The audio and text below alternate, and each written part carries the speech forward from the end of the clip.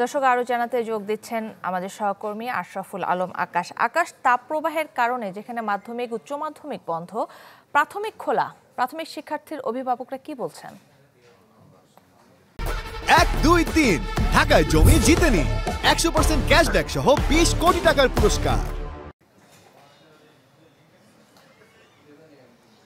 আসলে চলমান তাপপ্রবাহ দীর্ঘ 1 মাস ধরেই চলমান রয়েছে। এপ্রিলের শুরু থেকে যে তাপপ্রবাহ শুরু হয়েছে আজকে 29 তারিখ, তা এখনো আছে, যা আগামী 2 দিন পর্যন্ত থাকবে বলে জানিয়েছে আবহাওয়া অফিস। এর মধ্যে আসলে স্কুল বন্ধ খোলা নিয়ে বেশ কিছু সিদ্ধান্তের জটিলতা তৈরি হয়েছিল। তবে আজকে থেকে মাধ্যমিক সহ যে উচ্চ মাধ্যমিক এবং কারিগরি শিক্ষা প্রতিষ্ঠানগুলো আছে সেগুলো বন্ধ ঘোষণা করা হয়েছে। তবে যে প্রাইমারি স্কুল, প্রাথমিক বিদ্যালয়, সেটি আপনি দেখতে পাচ্ছেন যে এখন এখানে আজকে সকাল 8টা থেকে ক্লাস শুরু হয়েছে, যা বেলা 11:30 পর্যন্ত আসলে চলবে।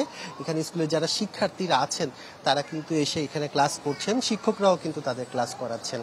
আমরা এখানে তাদের সাথে কথা বলে যা জানতে পেরেছি, যেহেতু এটি সকালের সময়, সে কারণে তারা এই বন্ধের সিদ্ধান্তে যেতে পারেনি মন্ত্রণালয়ের পক্ষ থেকে। যেহেতু মন্ত্রণালয় তাদেরকে বন্ধ দেয়নি, তাই তারা সে মন্ত্রণালয়ের নির্দেশনা মেনেই কিন্তু শিক্ষার্থী যারা আছেন তাদের ক্লাস করাচ্ছেন। আর অভিভাবকরা বলছেন যে যেহেতু বাসায় থেকে পড়াশোনা খুব কমই হয়, দীর্ঘ সময় বন্ধ ছিল, সেই ক্ষেত্রে যতটুকু সম্ভব তারাও চেষ্টা করছে বাচ্চাদেরকে স্কুলে আনার, স্কুলে এনে স্কুলের পড়ালেখা যেন স্কুলেই শেষ করতে পারে, আর সেই চেষ্টাটা আসলে তারাও করছেন।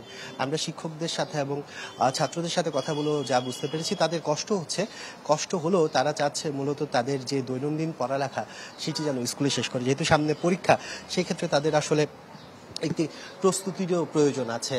আর সে অবস্থায় আসলে এই অবস্থা আমরা দেখতে পাচ্ছি। আর যেহেতু আবহাওয়া অফিসের সাথে আমরা কথা বলেছিলাম, আবহাওয়া অফিস বলছে আগামী মে মাসের 2 তারিখের পর থেকে টানা একটি বৃষ্টিপাতের সম্ভাবনা রয়েছে, যা 1 সপ্তাহ পর্যন্ত চলমান থাকবে। এরপরে আবহাওয়ার পরিস্থিতি কি হবে সেটা আসলে পরবর্তীতেই জানা যাবে। কাকলি, এই ছিল আসলে সর্বশেষ অবস্থা। আকাশ, আপনাকে ধন্যবাদ। দর্শক, তীব্র তাপ প্রবাহে প্রাথমিক বিদ্যালয় খোলা, বিস্তারিত জানাচ্ছিলেন আমাদের সহকর্মী আশরাফুল আলম আকাশ।